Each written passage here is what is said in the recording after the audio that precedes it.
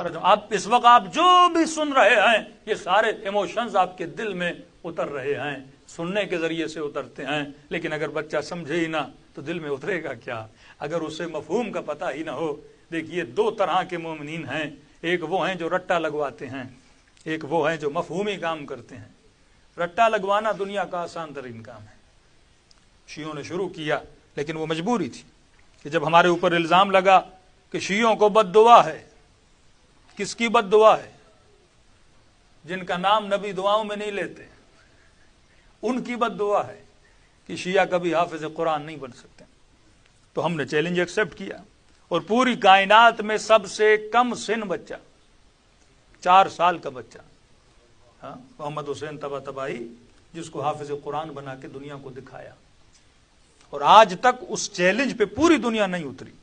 یعنی پوری دنیا میں سب سے کم سن بچے کا جس کو اعزاز حاصل ہے وہ علی بن ابی طالب کے چاہنے والوں کا بچہ ہے جس نے قرآن حفظ کیا. تو ایک ترتیب چلی ہمارے یہاں جو ہزاروں حفاظ قرآن بنائے, لیکن کبھی شیعوں میں یہ چیز پہلے نہیں تھی. حافظ بنانے کی برا عمل نہیں ہے, بہت اچھا عمل ہے. ہمارے ہاں سب سے زیادہ کام کیا جاتا تھا, مفہوم پہ کام کیا جاتا تھا. جو امام حسین کو قتل کرنے آئے کیا ان میں حافظ نہیں تھے؟ جو خوارج امیر المومنین کے مقابلے میں آئے کیا ان میں حافظ نہیں تھے؟ حافظ تھے. عجیب روایت میں نے پڑھی کہ عمر نے ابن ملجم کو فارس کی طرف ایز اے ٹیچر آف تجوید قرآن بھیجا.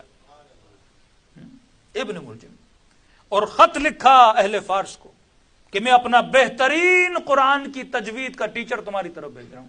اسے گھر اچھا دینا, رہائش اچھی دینا, سیلری اچھی دینا, یعنی ون آف دا بیسٹ, سب سے اچھا تجوید قرآن کا ٹیچر بھیج رہا ہوں. اور جو بہترین قرآن کی تجوید کرواتا تھا اسی نے امیر المومنین کے سر پہ تلوار ماری. کیونکہ قرآن کا رٹا لگانا اور ہے, قرآن کو سمجھنا اور ہے. باپ خوش ہو جاتا ہے کہ بچے نے بیٹا سنا, کہتے بابا لا الہ الا اللہ محمد رسول اللہ. علی کبیر بٹے نے کلمہ یاد کر دیا, لیکن اسے پوچھو کہ لا الہ الا اللہ کا مفہوم سمجھ میں آیا, محمد رسول اللہ کا مفہوم سمجھ میں آیا, علی ولی اللہ کا مفہوم سمجھ میں آیا؟ میں نے عرض کیا